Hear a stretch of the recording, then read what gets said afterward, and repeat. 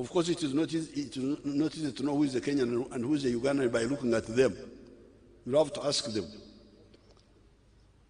I then asked one of them, a girl, what her name was. Her answer was Kwambuka. Her name was Kwambuka. Kwambuka. Where do you come from? Was my next question. Her answer, Kisii. Kisii in Kenya, the land of His Excellency, Dr. Ruto. Then my next question was, what does Kwambuka mean in Kisii? I asked the young lady.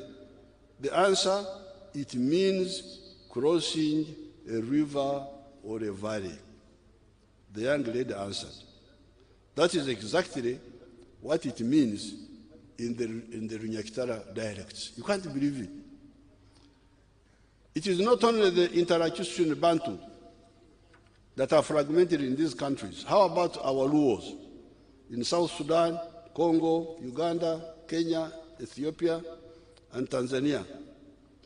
The Kalenjin, Uganda, South Sudan, and Kenya.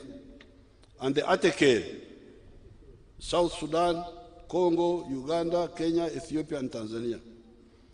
When you talk of the Luo, you are talking of the Alurs, Achoris, Langis, Japadola, Luos, Anuak in Ethiopia, Kumam. When you talk of the Kalenjin, you are talking of the Sabini, Pokot, Nandis, Kipsigis, etc. When you talk of the Ateke, you are talking of the Kakwaz, the Bari, the Topotha, the Turkana, the Karamojong, the Itoset, etc. Where do the Maasai belong? Are they Ateker or Kalenjin? Help the author, please. However, I know that they are certainly Nairo-Hamitic. In the case of East Africa, we have the added value, added bonus in the form of the fraternity of the Swahili language speakers. It has therefore been long, ever since the NRM and its precursors started supporting the struggle for the realization of the dream of the East African Federation.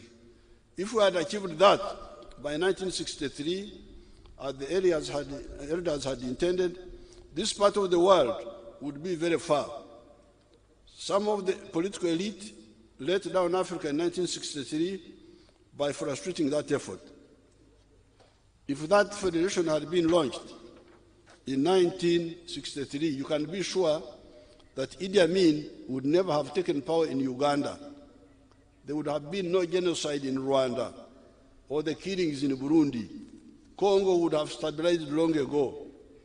The problems of South Sudan would have been solved much earlier, and the problem of Somalia may not have turned out the way it